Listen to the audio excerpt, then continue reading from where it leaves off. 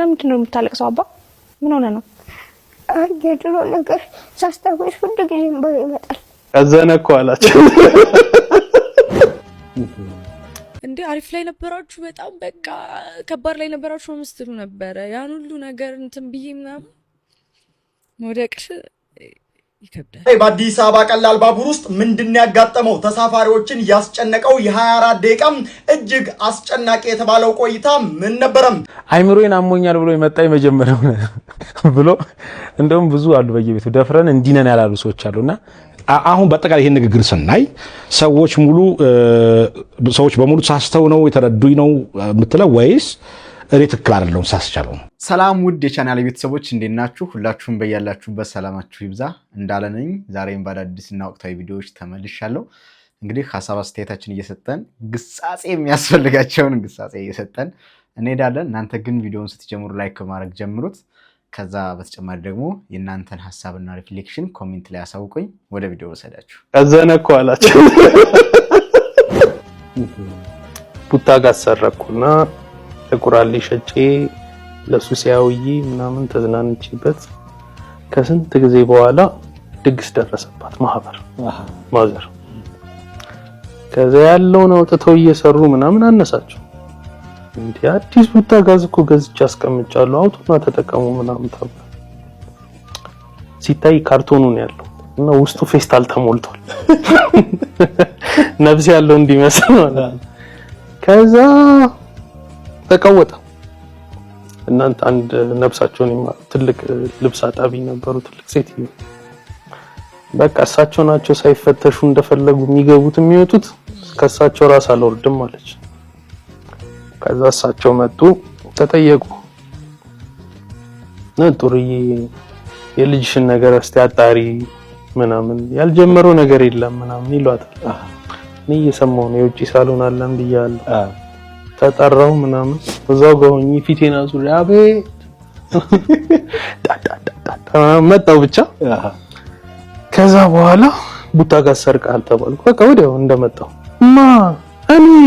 አይኔን ግንባር ያርገው ማድረግ መድኃኒዓለም እንላለን ማርያምን ከዛ የነሳት ማማ ሄደን ካልማልን ምናምን ነገር ቤተክርስቲያን መድኃኒዓለም ቦሊ መድኃኒዓለም እዛው ጋር ነው ቤታችን ነው ሄደን ካልማለን አሉ እኔም ያው አይኔን በጨዋ ጥቤ ካልሄድን አልኩ እንዴ አርፌ የምማረውን ሰው ሌባ እያላችሁ ምናምን ካልሄድን አልኩ ከዛ ጥበቃው እያጀበ ወሰደን ወሪ መድኃኒዓለም ደረስን ማማ ቀድመው ወደቁና በቃ ሰው ቤት እንዲህ እየተንከራተትኩ እየሰላምን እያወክ በዚህ እድሜ በማረፊያ እድሜ ሰው ቤት እንትን ሆኜ ምናምን አሉ ለኔ ቦታ የለው ሰማውና በቃ አርጌው ከሆነ ምናምን ብለው እንትን አሉ ሰማው እኔ ተራ ደረሰ ማሳመን አለብኝ እኔ አረፌ ትምርቴን እየተማርኩ መድኃኒዓለም ምናምን አርጌው ከሆነ ሲኖትራክ ይውጣብኛል እንዴ ከዛ ዘገነን ጸጉር እንትን የሚለው ጸጉር ይቆመ ቅፍፍ አለ እንደውም ተወቶ ተቅማጥ ልቀቅብኛል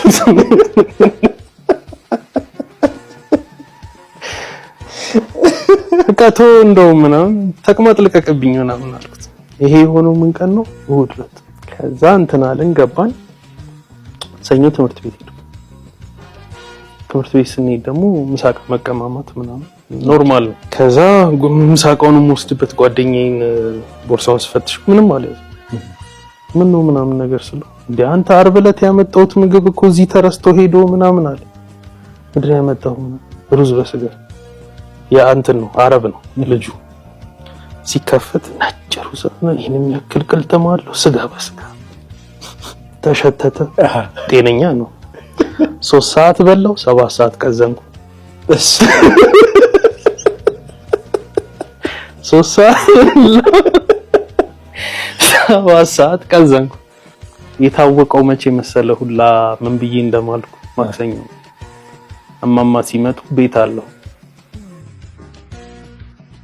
ትምህርት ቤት የለም እንዴ ያሉ እንዲያዩኝ ነውላ እኔ ጸጥል ተጠበቀው ቀዘነኩ አላችሁ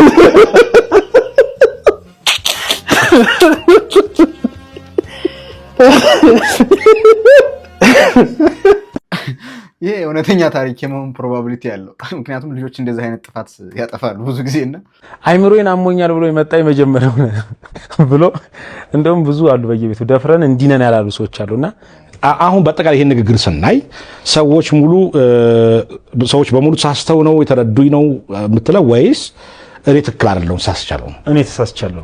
ይሄ ሐሳብ ትክክል አይደለም። እኔ አጥፍቻለሁ። ናይስ አይደለ? ስለዚህ ይቅርታ ጠይቃል። በደንብ ይቅርታ ጠይቄያለሁ። ይቅርታ ለመጠየቅ ምንድን ነው ያነሳሳኝ?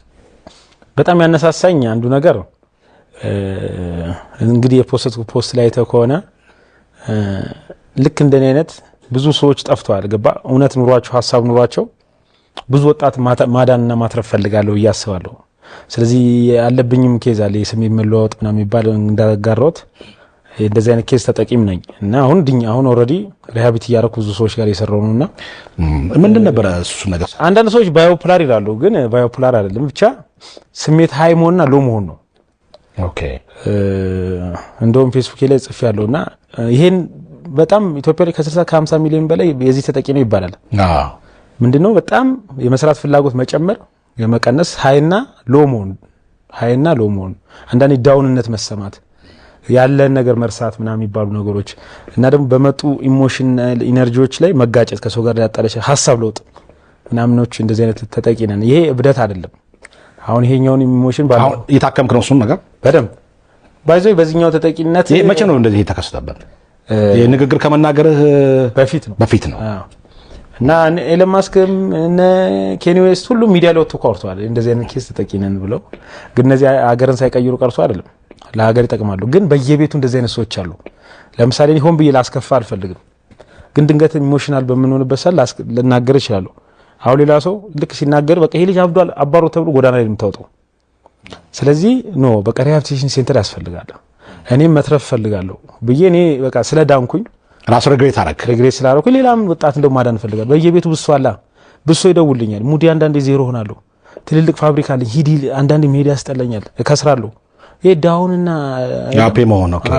ምናልባት ይሄ ንግግር የዛ የህመሙ ውጤት ሊሆን ይችላል ማለት እንችላለን ነው እንጂ እንደ አንድ ጤነኛ ሰው እንደዚህ ያወራል።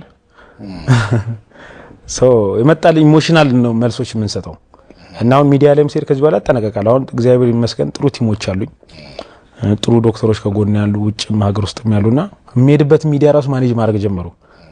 ስለዚህ የመጣውን ኢሞሽን መመለስ ነው። እንግዲህ እንደሰማችሁት ሚኮ ማይክ በዚህ መልኩ ስለሚያመኝ ነው እንጂ እንደዛ ስሜታዊ ሆኜ ስሜቴ ከፍና ዝቅ ስለሚል ነው ህዝብን የተሳደብኩት። በነገራችን ላይ ዛሬ ገና በቃ አጥፍቻለሁ ብሎ ሲናገር ዛሬ ገና ሰማሁት። እስከ አሁን የዛሬ 5 ቀን 6 ቀን አካባቢ ሌላ ፖድካስት ላይ እንደዚህ ቀርቦ ሲናገር ሲያያይዝ የነበረው ስለ ኢየሱስ ክርስቶስ ነው ስተረክ የነበረው። ይህ ህዝብ እኮ ማለት ምናምን እያለ ያገናኘው ከኢየሱስ ክርስቶስ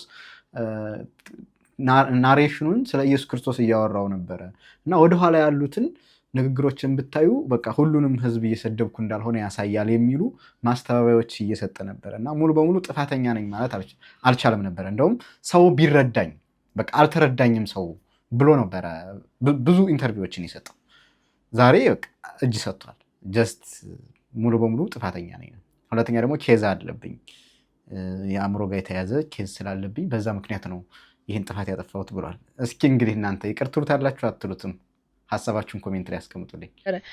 እንዴ አሪፍ ላይ ነበራችሁ፣ በጣም በቃ ከባድ ላይ ነበራችሁ ነው የምትሉ ነበረ። ያን ሁሉ ነገር እንትን ብዬ ምናምን መውደቅሽ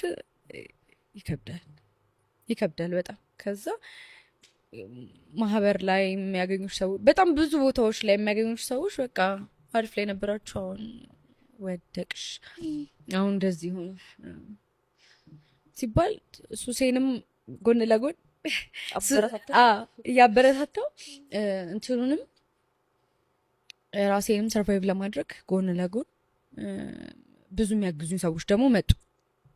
ከዛ በኋላ ማለት የኔ ስም የመንግስት ቅጥረኛ ነው መመስላቸው ማለት ቀጥታ የሆነ ፓርቲ ለኔ እየከፈለኝ የሆነ ማህበረሰብ እያጥላለው ምናምን እንደምሰራ ነው ሰው የሚረዳው። በጣም የሰለቸኝ ነገር ነው። ደክሞኛል ማለት አውቄ የገባሁበት ነገር አይደለም። ሳላቅ የገባሁበት ነገር ብዙ ዋጋ አስከፍሎኛል። እንድራብ ተደርጌያለሁ፣ እንድጠማ ተደርጌያለሁ። ህዝብ ደግሞ ማለት ነው አይጥምድሽ፣ ሲጠምድሽ ጥግ ድረስ ነው በቃ ዋጋሽን ነው የሚሰጥሽ። እና በጣም ዋጋዬን የሰጡኝ ዋጋዬ አይደለም እሱ ይሄ ያደረጉት ነገር የኔ ዋጋ ሊሆን አይችልም። እድሌ ልበለው ምን እንደምለው አላውቅም። ብቻ የመንግስት ቅጥረኛ ነው የሚያደርጉኝ። እኔ ቪዲዮን ከመስራትሽ በፊት አይዲያ ነበረሽ እንደዛ ይሆናል ብዬ ሊታሰብ ይችላል? በፍጹም እንዴ! ዘፋኙ ዘፍኖታል እኮ። ለምን እሱን ዘፈን መረጥሽ? አንደኛ እኔ አይደለም የመረጥኩት፣ ግን ሲያሰሙኝ በጣም ምርጥ ዘፈን ነው። ከዛ ብዙ ጊዜ ደግሞ ስለ ላሊበላዎች በተለምዶ ላሊበላዎች የምንላቸው ሰዎች እንደዚህ ቤታችን ውስጥ መጥተው የሚያንጎራጉሩ ሰዎች አልተነገረላቸውም እና በቃ ደስ ይላል። የተረሳ ነገር ማስታወስ ደስ ይላል። ኦፍኮርስ በቃ እንስራው እንዴ! ያንን ስራ ሰራ። እኔ ብዙዎች ነው ያወጣሁት። ለአንቀልባ ራሱ በጣም ውድ ነው፣ 10 ሺህ ብር ነው። 40 ሺህ ብር ብለውኝ ነበረ። እንደውም ተከራይቸው ነው 10 ሺህ ብር እና ምን ነው ለትራንስፖርት፣ ለምግባቸው፣ ለዳይሬክተሩ የሚወጣ እያንዳንዱ ወጪዎች አሉ እና ያንን ወጪ አውጥቼ የሰራሁት እዛ ጋር አነጋጋሪ ለመሆን ከሆነ ፊልም ሰርቻለሁ ማለት የውትድርና ቪዲዮዎች፣ ፎቶዎች አሉኝ። እሱን ነገር ማውጣት እፈልጋለሁ። እዛ ጋር አነጋጋሪ ላለመሆንና የተለየ ነገር እንዲሰጠኝ ስለማልፈልግ ነው። አንዳንድ ነገሮችን ፖስት ያደርጋሉ፣ ቢሃይንድ ዘ ሲን አይነት ነገር ማለት ነው ፖስት ያደርጋሉ። እኔ እንደዛ አዘጋጅቼ ያስቀመጥኳቸው ብዙ ፎቶዎችና ቪዲዮዎች አሉ። እሱን ለራሴ ነው ማያቸው። ገብቶሻል? እነሱን ባየው ቁጥር ታማማለሁ እኔ። ኢቨን አሁን እነዚህ ነገሮች አውርቼ ከወጣሁ በኋላ ከዚህ በኋላ ትንሽ ሜንታሊ ለመረጋጋት ትንሽ ነገር እፈልጋለሁ ማለት እኔ ላይ የሚደርሰው ነገር ሶሻል ሚዲያ ላይ ሆኜ የሚደርሱብኝ ነገሮች በጣም ፌር አይደለም ማለት ከዛ ነገር አይደለም ያየሁት ምናምን ነገር እያልኳቸው ስቲል ማለት ነው ሁሉም ሰው ይዝትብኛል። በቃ ለኔ ዘር እየሰጡ ሲጀመር አባቷ እንደዚህ ነው እናቷ እንደዚህ ናት ምናምን ነገር እየተባለ ስም እየተሰጠኝ ማለት የማይሆን ነገር ውስጥ ነው ይከተቱኝ ያሉት። ማርያምን እምልሽ ማለት ማበድ ደረጃ ደርሼ ነበር። እንግዲህ እግዚአብሔር ነው የመለሰኝ። አሁን ሱስ ምናምን የሚባለውን ነገር የምወሳስዳቸውን ነገር ትቻለሁ። አሁን ዜሮ በቃ ራሴን ሞቼ አገኘሁት እንዳልኩሽ። ህዝብ እሷ እንደተናገረችው ህዝብ ከጠላሽ ጥግ ድረስ ዋጋ ሊያስከፍል እንደሚችል ተናግራለች። ሁለተኛ ዘፈኑ እንደተመቻት ተናግራለች። አሁን ዘፈኑ በጣም ደስ የሚል ዘፈን ነው። አንድን ስራ አሪፍ ነው ልትሉት የምችሉት በምንድን ነው? ለምሳሌ በዜማው ነው፣ በስንኞቹ ነው፣ በሚያስተላልፈው መልእክት ነው። እነዚህ አናላሲሶች መሰራት ነበረባቸው።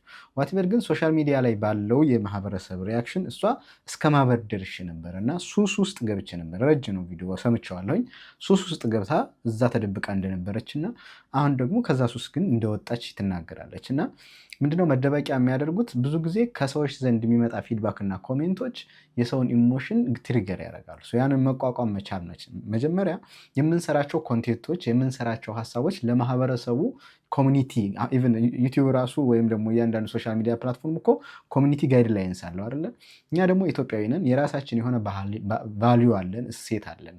ያን እሴት ይጥስብኛል ወይስ አይጥስብኝም ብሎ አናላይሲስ መስራት ያስፈልጋል። ምክንያቱም ሶሻል ሚዲያ ላይ ቪዲዮም ተሰራ ምንም ተሰራ እያገለገልን ያለ ነው ማህበረሰቡን ነው፣ በአንድም በሌላም ማለት ነው። ማህበረሰቡን ቶክሲክ የሆነ ሜሴጅ ትራንስፈር የሚያደርግ ከሆነ መተው፣ ቫይራል መውጣቱ ይቀራል እንጂ የተለያዩ ነገሮች ማግኘቱ ይቀራል እንጂ መተው። ምክንያቱም በዛ ኮንሲስተንሲ ቀጥላችሁ በስኬታማ እንድትሆኑ የሚያደርጋችሁ ያው ማህበረሰብ ነው። ሰፖርት የሚያደርጋችሁ ቪዲዮችሁን የሚያይላችሁ ምናምን። ለምሳሌ እኔ ይሄን ቪዲዮ ሰራው አይደለ? ቪዲዮ የምታዩልኝ ሀሳብ አስተያየታችሁ ኮሜንት ላይ የምታስቀምጡልኝ እናንተ ናችሁ። ግን የእናንተን ልዕልና የእናንተ ሞራል የሚነካ ወይም ደግሞ የኮሚኒቲውን የሚጥስ ከሆነ ከእናንተ በተቃራኒ ነኝ ማለት ነው። ስለዚህ አትፈልጉኝም። ስለዚህ መጠንቀቅ የሚያስፈልገው ሶሻል ሚዲያ ላይ ለዛ ነው ጽጌ የሰራችው ስህተት እንዳለ ሆኖ፣ ነገር ግን ከስህተቷ ሀሳብ ሲሰጣት ደግሞ ፐርሰናሊ ወስዳው ራሷን እስከምታብድ ወይም ደግሞ ራሷ ሜንታል ሄልዝ ላይ ኢሹ እስከሚሆንባት ድረስ እንትን ማለት አለባት ብዬ አላስብም። ስትረሷን ማኔጅ ማድረግ፣ ጥፋቷን ማረም ብቻ ነበር የሚጠበቅባት። ከዛ እንደውም አረብ ሀገር ላከኛል። አረብ ሀገር ላከኝ? ምን ለመሆን? ሰራተኝነት ነው ልሄድ። የቤት ሰራተኝነት? ከዛ አረብ ሀገር ላከኝ። ጌታ አለኝ አረብ ሀገር። ከዛ ችግር የለውም አለኝ። እኔ ከፍልሻለሁ አሁን ቤት ሰራተኛ ስለወጣብን አንቺ ስሪ እኔ ከፍልሻለሁ የኛ ቤት ስሪ አረብ ሀገር ስንት ነው የሚከፈለው አለኝ 5000 ብር አለ ከፍልሻለሁ አለ። ከዛ በቃ እሺ አልኩትና አንድ ሳምንት እነሱን ቁርስ አቅርቤ ምናምን ኪችን ሄድኩኝ ልበላ ማለት ነው። ታና አባቴ ይዝናናብኝ ነበር። ከዛ ተከፈለኝ አንድ ሳምንት ነው ብቻ ያስለፋኝ በቃ ያን ሳምንት እኛ ቤት እንደ ሰራተኝነት ሆኜ ይሰርቻለሁ። እዛ ክላሴም ጀመረ። ከዛ ግን ላይክ እኔ የማልፈልገውን ትምህርት ነው ያስገባኛል አልኩ። ወዲያው እሱን አቁሜ ወደ አይቲ ገባሁ። ስለ እናትና አባትሽ ንገሪኝ። ጀግና አባት ነው እውነት ጀግና አባት ነው። በነገራችን ላይ ልጆች አንዳንድ ጊዜ ሳንቲም መስራት ምናምን ይፈልጉና እወጣለሁ ይላሉ። እንደማያዋጣቸው ቢማሩ ወይም ደግሞ ወላጅ በሚያሳያቸው መስመር የሚያዋጣ ሆኖ ሲያገኙት በቃ እኔ እየከፈልኩ ተማር እንደዛ አጋጥሞኝ ያውቃል። እኔ መስራት ነው የምፈልገው እንደዚህ ይሰራል አለ። ኖ መስራት ሳይሆን ያንቺ ስራ አሁን መማር ነው። እዛ እኮ ይከፍሉኛል እኔ እየከፈልኩ ላስተምርሽ። የሚገርም አጋጣሚ ነበርና ይሄ አባት በጣም ጸዴ አባት ነው። ለምንድን ነው የምታለቅሰው አባ? ምን ሆነ ነው? የድሮ ነገር ሳስታውስ ሁሉ ጊዜ እንባዬ ይመጣል። ምንድን ነው የምታስታውሰው? የድሮ ምንድን ነው? አዲስ አበባ ነበርኩ። እናቴ ደግሞ የዛን ቀን እሷ ብቻዋን ሆና አፏን አሰረና ማንደጃ ላይ አስቀመጣት። አንተ አይተህ ነበር ይሄን ሁሉ ነገር? ሁሉንም ነገር አላየሁም፣ ሰው የነገረኝ። ስለዚህ ይሄን ነገር እያሰብክ ነው የምትጨነቀው? አዎ። ፍራንስ የበላ ሰው አለኝ። ደነገጥኩ። አመት ከ3 ወር ተያይተን አናውቅም። ከዛም በኋላ አሁን የልጄን ድርሻ ፈልጋለሁ አለኝ። አልኩት አሮጥ ነገር እግሬ ያለው በዚህ ጋር ሸምበቆ በዚህ ጋር ሸምበቆ ይሄ ጀሶ ነው። አሮጥ ነገር ሰው ሰፈር ውስጥ ያለ ጮህ ነገር አረ እባክህን ምንም ኢንሹራንስ አልበለውም የገጨኝ መኪና አመለጠ አልኩት። በጸባይ ያዝኩት። የገጨኝ መኪና አመልጧል ስለ ኢንሹራንስ በልተሻልና ዛሬ ጠጅ መጠጣት አለብኝ እና ብር ስጭኝ አለኝ። አረ እኔ ምንም የለኝም ይሁን እንጀራ መግዣ 1 ብር ጎሎብኝ እየፈለኩኝ ነው እና እንጀራ መግዣ ይሁን ጎሎብኝ ነው ያዝኩትንም 7 ብር አሳየሁት። እሱን አይደለም እኔ የምፈልገው አለ። ከዛም በኋላ ምንም ሳይኖራችሁ እንዴት አለኝ ኢንሹራንስ ሳይሰጡሽ ነው እንደ ወደ ቤት የገባሽው አለኝ። ከሰሉ ማንደጃ መልቶ ነበር። ሻክላ ብረት ድስት ሻክላ ማንደጃ ነው ደግሞ ምንም ነገር አልተናገርኩም። ሻርብ እንደዚህ እንዳውኑ እንደዚህ ነው የለበስኩት።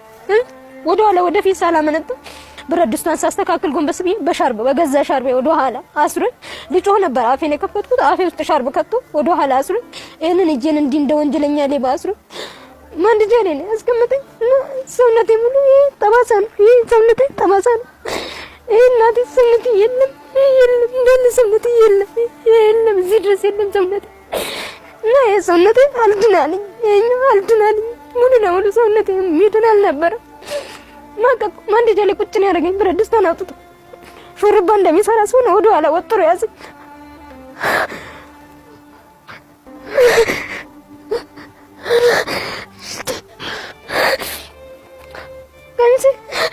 ከሚሴ ሰውነቴ ላይ ተመጠነ ውስጥ የገባ ይሄን ልብሴ ላይ ተለጥፎ ወደ ውስጥ የገባ ሰውነቴ ዋዘነ። ሰው አልጮህ ነገር እንደዛ በበር መቀርቀሪያ 2 መቶኝ ማንደጃ ላይ ጥሎ ማንደጃውም ተሰበረ። እኔ እሱ ሲመታኝ ማንደጃውም ተሰበረ። እሳቱ ተበታተነ። የነበሩኝ ልብሶችም ተቃጠሉ። ሰው ደረሰ ግን ጸጉሬ እየነደደ ነበር። ከኋላ ጸጉሬም ልብሴም እየነደደ ነበር። እዚህ ኩላሊቴ ድረስ ነው ያነደደኝ። ተነስቶ ሄደ እሱ ሲሄድ ጎረቤቶቼ ራሴን አሞኛል ብላ ጎረቤቴ መጣች። ስትገባ እኔ ሰዓት ላይ ወድቄያለሁ። ቤት ቢጨሳ ያ ሰው የሰጠኝ ሳር ፍራሽም እየነደደ ውሃ ደፍተውበት 2 ታማሞች እነሱን እግዚአብሔር ነው ላከልኝ። ሰው በምድር ላይ የለም። እንደዚህ አይነት አረሞች ከየት ነው ይበቅሉብን? ጭካኔ፣ በዚህ ልክ ጭካኔ። በአዲስ አበባ ቀላል ባቡር ውስጥ ምንድን ያጋጠመው ተሳፋሪዎችን ያስጨነቀው የ24 ደቂቃ እጅግ አስጨናቂ የተባለው ቆይታ ምን ነበረም? እስቲ ከዛ በፊት ግን ፎሎ ያላደረጋችሁ ሰዎች ፎሎ አድርጉ። ስቴዲየም ተነስተው ወደ ሚኒሊክ ወይም ደግሞ ወደ ፒያሳ ጉዞ እያደረጉ የነበሩ ተሳፋሪዎች ለ24 ደቂቃ ባቡሩ ውስጥ ተዘግቶባቸው መቆየታቸውን ከውስጥ የደረሰ መረጃ አሳይቷል። ልክ እንደዚህ በቪዲዮ ላይ እንደምትመለከቱት ማለት ነው። 24 ደቂቃ ሙሉ ባቡሩ ተበላሽቷል። በሩ አልተከፈተም። ህዝብ ተጨንቆ ነበረ። ህፃናትም በለቅሶና በዋይታ ውስጥ ላይ ነበሩ። እንደዚሁም ደግሞ ጭንቀታቸው ፊታቸው ላይ ይታይ ነበር። ታዲያ ከ24 ደቂቃ ትንቅንቅ በኋላ በሩ በጎን በኩል ተከፍቶላቸው ልክ እንደዚህ እንደምትመለከቱት በባቡር ሀዲዱ ላይ ተሳፋሪዎች ወርደው ሲሄዱ ታይቷል። ይሄ የተፈጠረው ዛሬ 9 ሰዓት አካባቢ ሲሆን ለ25 ደቂቃም ታዲያ ተሳፋሪዎችን ያስጨነቀ ነበር። በመጨረሻም ታዲያ ማንም ተሳፋሪ ላይ ጉዳት ሳይደርስ በሰላም በሩም ተከፍቶ ተሳፋሪዎችም ወደ የቤታቸው ሄደዋል።